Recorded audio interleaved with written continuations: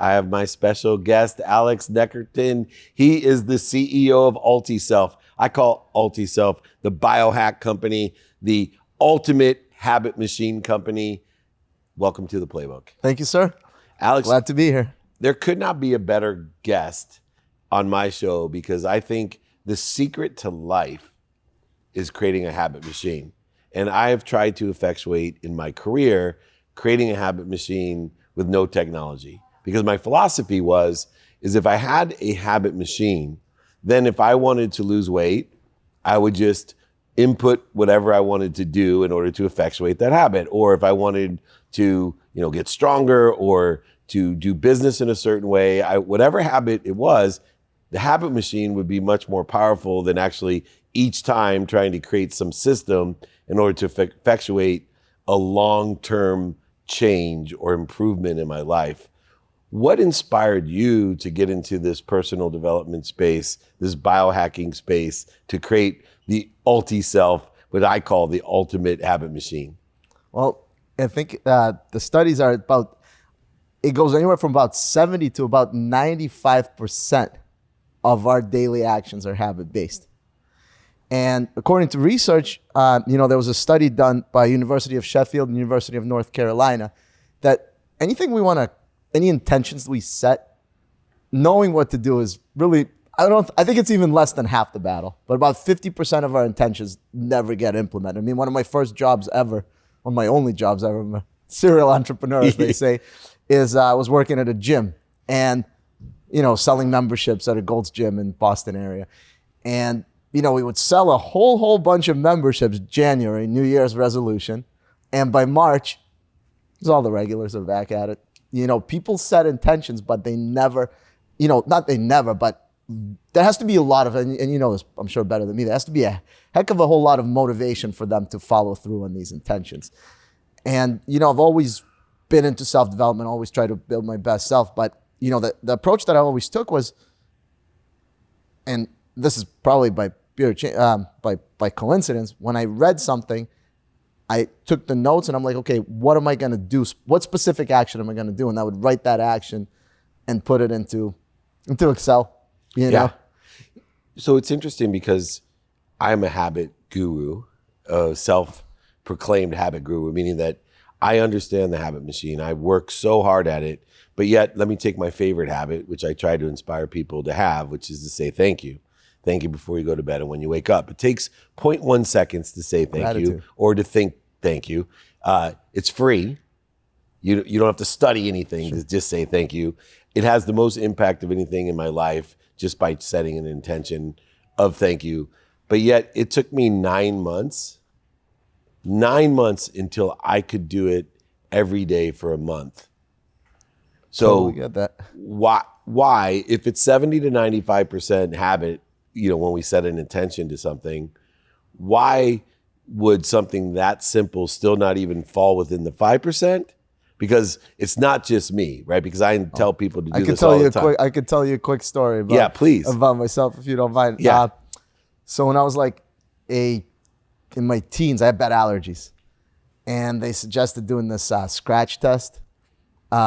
Sounds like scratch, but it was one of the biggest tortures I've ever went through because none of the scratches worked. And then they have to go for each thing, it's 48 things. They have to give me a little tiny shot in my back, 48 of them. And then they itched and you couldn't touch them. I was in that office cabinet. I was ready to jump out the window. And it was terrible. Then they came back. They said, I got to get shots. And I'm like, no way, this is not for me. And then years later, I was having allergies again, and I went to the doctor, and he's like, we should do an allergy test. And I turned white as a ghost. I'm like, heck no, no way. And he goes, don't worry, there's a way more humane way of doing this. Now it's called a RAST test, R-A-S-T, where we just do a blood test, and then you don't have to get shots anymore. We give you drops that you put under your tongue. And this is when I learned how important habits were. We give you drops that you got to put under your tongue, and they did that. Obviously, the blood test was easy. They give me this vial of drops. All you got to do is put them under your tongue for 30 days, straight. There's a load phase of 2 weeks, which you couldn't miss. I'm like, this is amazing. Took me 6 months to do this. Right. to get it right. Because, Exactly. Yeah, it happens. That whole 21-day thing, I mean, I think we both know it's a little bit of a BS type of situation. It's not, it's a lot harder than that. And so why, two questions. Well, let's answer the first one.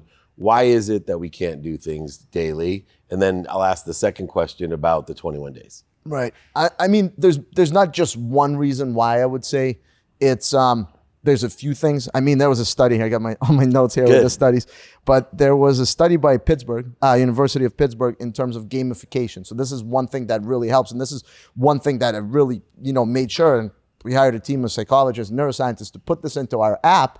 Gamification is so critical. According to this research, that it improved the outcomes of psychotherapy by 69%, some kind of gamification. Physical therapy by 59%. So having, I mean, it's so hard to build a habit, but when I was younger, when I got John Madden football, the video game, I couldn't stop playing. That was a habit. And I built that one really fast. So getting yourself into that gamification state, and I always actually, in terms of my app, because there's a concept of habituation as well. If you do something like with working out, if you do the same weight basically as you work out nonstop over a consistent time, it's going to be less and less effective. So you don't want to do the same exact thing over and over. What I say is you almost want to get hooked on using my app. Yeah. The using habit machine. Exactly. Using that habit machine, because the habits could change. And then also you got to play around with them. It's more fun to try new things that are good for you. So the gamification is a huge, huge concept. And then another big thing that'll make habits likely to stick is a lot of people put like too much pressure on themselves. Like I like what you said, just takes 3 seconds. Like I do the same thing. Before I get out of bed, I like to think of at least 2 to 3 things that I'm grateful for. And that's like a thing, just gets me in the right mindset. And, a lot of people, what they do is they set too many habits. Like I got a lot of friends that are really out of shape, and the workout programs that they set for themselves are crazy. I'm in decent shape, and I don't, I'm easy. I got to go to the gym for 30 minutes, play a sport, easy. So there's a bunch of little tactics that we put, little techniques that we put in our app, like habit combos, habit stacks. I could talk about those a little bit more if you want. But there's a bunch of little things that are going to make habits more likely to stick. So it's a few things. It's not just one, I would say. And then the second point, and I'm going to get to the app itself because I am interested in the stack and other issues. But before that, one of the biggest misnomers, since I'm a habit freak and a habit guru and a habit machine seeker, which is how I find UltiSelf, because it is the best app. It is the best habit machine that I've ever utilized. Most importantly, though, is most things don't take into account what I call our quantum nature, our unconscious competency. Let me give you an example. People talk about you can build a habit in 21 days. You and I both understand that's BS. Right. And the reason it's BS is if you have inherited into your genetics, into your quantum being, for example, alcoholism. Right. It's the easiest one to say. If you have 4 generations of alcoholics that have downloaded that quantum being into you, it's literally impossible after 21 days of stopping to drink to think that you're never going to drink again, that it's a habit. Yeah. The thing that we don't understand is drinking's obvious, but we have all these quantum things like getting upset. Sure. Or, anger, or, like people have quantum natures about them. Some people are more peaceful than others. Some are hungrier about salt, some more about chocolate. So just because you stop eating chocolate for 21 days doesn't mean you're not going to have a craving on 22 if you're genetically disposed to being a sweets person. 1,000%. And so what does the app do to help facilitate understanding the quantum side that it's going to take more than 21 days? I love that you're asking me this question. First of all, this is kind of weird, maybe in a quantum nature. I'm here with a few buddies of mine. I was literally having this conversation with my friend yesterday at the hotel because we were just talking about I come from Eastern Europe, I'm Jewish from Eastern Europe, and so is my friend. And we were talking about how we're only basically one generation removed from Holocaust, right? Yeah.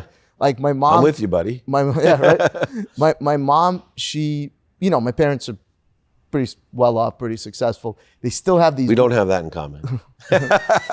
But they still have these habits. The way my mom grew up, she grew up in St. Petersburg, Russia, right after World War II, where they literally slept on the ground, had to surround themselves with wet towels so the bed bugs won't. And this is when she was like 4 years old. So now she does this weird things where she like reuses paper towels, and I always get on her. I'm like, you guys are very well off. Why are you reusing it? And now, I've seen like aunts and uncles who are very well off, and they have balls of tinfoil to reuse under the sink. Tea bags and stuff. Multi-millionaires. Yeah. Same thing, yeah. Tea bags and stuff like that.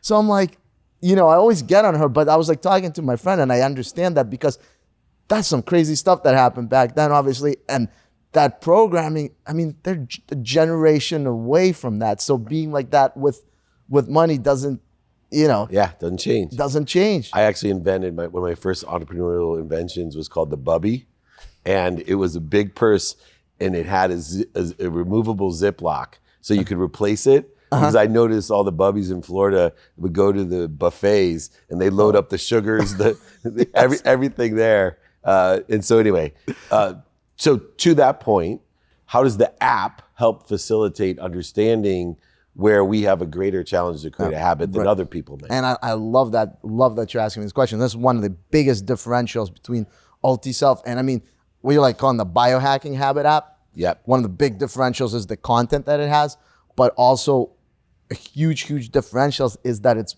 bespoke. I'm taking a word from my old business. Bespoke means customized. It's custom to you because we are all completely different. Here's a crazy study, and you might kick me off the show for saying this. Never. But here's a crazy study that there was a study by the University College of London, and up to 26%, there's a study on meditation, up to 26% of the people who practice meditation got negative effects, got stressed because of it, got distortion, got negative emotion. Now, is that to say that meditation is bad? Of course not. Meditation is good for a lot of people, has a ton of benefits. But there's different types of people and different types of meditation that affect these people different. Like for me, maybe, it's pretty frustrating to sit in a chair and not move and breathe. But when I go, say I play tennis or I play pickleball or play a sport, that's meditative. This morning I woke up. Is pickleball really a sport? It's an amazing sport. It is an amazing sport. I'm kidding. It's the fastest growing sport, I think. It's one of the few sports that I'm good at. It's like taking over the tennis courts at my country club. Yeah. There's like 7 pickleball courts now. Every development where I live in South Florida, there's this big fight between tennis and pickleball. Right. Everybody wants the pickleball. But this morning I swam, 8-9 laps in the pool at the hotel. That's meditative. I mean, you're breathing, you're moving in emotion. So habits affect people differently. What we put in our app is we put a little bit of an AI, artificial intelligence, that we have this component in there called the habit effectiveness rating. So what that does is that is able to take your habits and it correlates it with how you rank your day. So you just basically, we ask a quick pop-up, how was your day from 1 through 5? And it does some correlation and it gives you your optimal, your effectiveness rating for each habit. And what it does, is, we talked about this before, is it creates your optimal routine, right? The routine is I would say routine is almost even more important than habits because the habits make up a routine.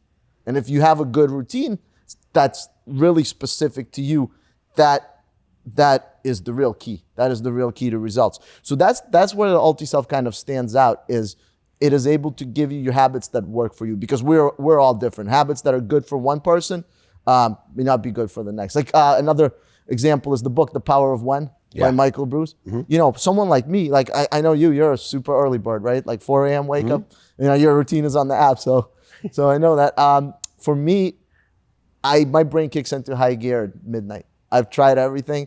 Especially now that I'm working really hard with this app, I got to be up midnight to about 1:32 because that's when my brain functions the best. Yeah. That's so important. One other issue, and I, like I said, utilize the app. My routine's on the app. I am a habit machine freak, but the app is only as good as people being in the habit to use the app. So just like athletes who we could provide free rides to for the NFL when, DUIs was an issue pre-Uber, right? And I used to say to the commissioner, I said, it's not an issue that you give free rides. These guys can afford their own rides. Okay. The issue is they're not making a plan before they drink of how they're getting home. 1,000%. If you don't use the UltiSelf, if you don't use the app, you actually have to have a habit to get to the habit machine. What have you done in order to effectuate the apathetic nature. It's like the people going to the gym. Right. Gym's there. You paid for it. Yeah. You know it works. You got trainers, all the great equipment, Golds to LA Fitness to 24-Hour Fitness. But if you don't show up, how do you get people to show up to the app? That's huge. That's huge. I love the fact that you're asking that. And that's what I kind of, we give some educational material as well with the app and courses. And, you really want to try to, I don't want to say force yourself, but you really need to try to get yourself hooked on that app like you would with the game.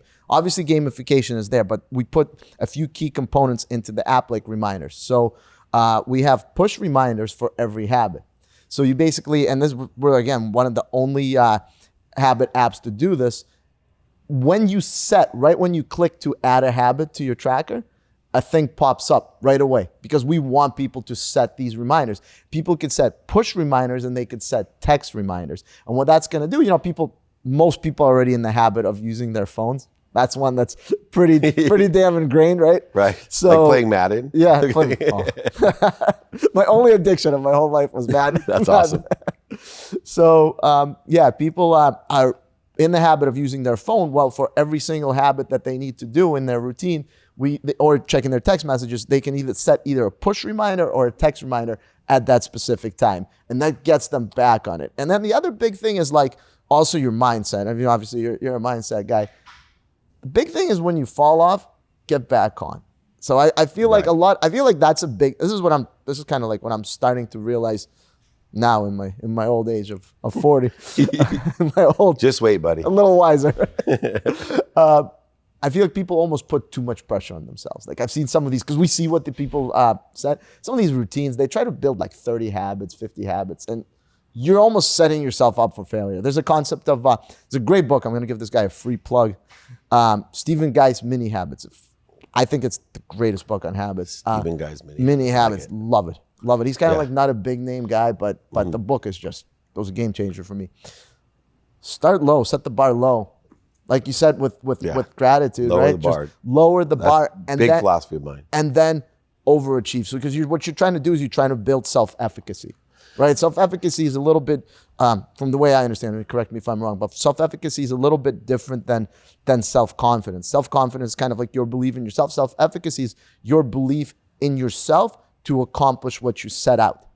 And if you set the bar too high and you consistently fail over and over and over again, that's going to imprint on you, and you're basically, now your self-concept changes. Hey, I'm a failure. I want to wake up at 5 a.m. every morning, but I wake up at 7, which is also okay depending on your chronotype. Right. And, you consistently start to ingrain that in yourself. And, that's a big thing. Set that bar low. Build 5 or 6 habits. Yeah, or 5 even or one. 6 key ones. Or Yeah, even one, right? Yeah, even the right one. Lower the bar. For me, I'll give you a quick example of how, and again, we have this, we have courses that are now in members areas, but we're actually going to have courses inside the app that people will be able to access Super on cool. top of the routine. So They put a Dave Meltzer course in there. Oh, for sure. On routines. That's They'll a do the no-brainer. adaptable routine and the regular routine. The routine's already in there. We're going to Right. put the course. Absolutely. So with the courses, one component that we talk about, we call it the self-upgrade system. And one component that we talk about is like habit combos. So for example, for me, one thing that I do, and just to backtrack for a second, we have this thing called the core routine. So the core routine, we strongly suggest, like all the other habits depend on the person, but the core routine, we strongly suggest that everybody implements. So that's like, these are habits with just overwhelming proof that they're good for you. Hydration, exercise. Movement, right? Yeah, exercise, movement. Another free plug, Brian Johnson from Optimize Me. Yeah. Love his stuff. He calls it eat, move, sleep, right? And he calls it the fundamentals. So we have 7. So it's hydration, socialize, get outside, move. Can't think of smile, right? Right. Happy, right? Yeah. So that core routine is there, and one way that I knock out 4 things in the socialize. I think I mentioned. Yep. One way that I knock out 4 things in that routine and do something that I actually really enjoy doing is I play sport every day. Right? Almost every single day I'm playing, and it's a different sport. Best piece of advice, by the way, I've ever heard and gotten. I was on a panel with superstars, biggest names in the world, executives, and everyone's telling these freshmen in college business advice, school advice, And the one president of HBO, she says, all I'm here, best piece I can give you is find something you love to do sport-wise. Pickleball. Every day, for an hour. Just if graduate college, if you take out of here having one thing you love to do for an hour a day in sports, your life will change for the better. And that's perfect. Last question real quick, not to interrupt you. It's obvious that when we're addicted to something, it's a hard habit to change, right? Alcoholism, nicotine, when it's biochemical and quantum in nature, it's very challenging. Sure. Last question. You understand biohacking. UltiSelf is an incredible tool. It's an incredible platform, incredible education resource. Can you actually create not just a habit, but can you create an addiction, a positive addiction? Yeah, absolutely. That's what we want. That's what we want. That's what that whole, Madden when I was 13 put that idea in my head. Just to back up for a second, I think when I was talking about playing a sport every day, I just want to make sure I get that point across, is like that playing a sport, that's a habit combo. So that's what we put in our course, because playing a sport, A, I'm with other people, I'm socializing. B, I'm outside. Habit combos, beautiful. I call it overlapping. Yeah, beautiful. So B, I'm outside, I'm moving, I'm exercising. Now I just knocked out 3 of my fundamental habits. Yeah. And people are busy. You know, I don't need to set that crazy routine for myself, which is going to be hard to follow. I knock out, I go, you know, like we play football on the beach. It's just like amazing. It's been the best thing that happened to me. Oh my God. That one is of the best. I play one-on-one football with my 11-year-old son on the beach in front of our house. And, you know, I looked down at my watch and it said 10 miles when I was done. Yeah. In deep sand. High intensity. I wondered why I woke up the next morning as if I'd played a college football game. Right. It was intense. Just real quick, how do we create an addiction for something positive, which is the UltiSelf that we want? Yeah, absolutely. I mean, and you got to look at the components. How do bad addictions get created? There's a habit loop, cue, action, reward. I mean, let's look at a cigarette. You know, why do people smoke cigarettes? They get nervous or something. You know, they started socially, right? But they get nervous. That's their cue. They smoke the cigarette. It gives them a little feeling of calm, right? So you can do the same thing. You can use that habit loop. Right. And then, like you said too, it could be effectuating 3 or 4 other ones. So you smoke to get calm. So you're happy. You socialize. Yeah. Right? A lot of things. Right. And you get all these other things, just like playing pickleball. Just right? like playing cigarettes and alcohol are the same as pickleball. The difference is pickleball is way more better positive. Believe it or not, it's a heck of a workout. Yeah, exactly. Almost as good as tennis, I guess. No, we have big fans. Well, look, we all are on the path, the journey of enjoying the consistent everyday, persistent without quit pursuit of our own potential. UltiSelf, the biohacking platform and app that you have, is the best tool that aligns with my personal definition of purpose, passion, and profitability and happiness. That's what I was going for. I appreciate it. Enjoying the consistent, persistent pursuit of your potential with UltiSelf.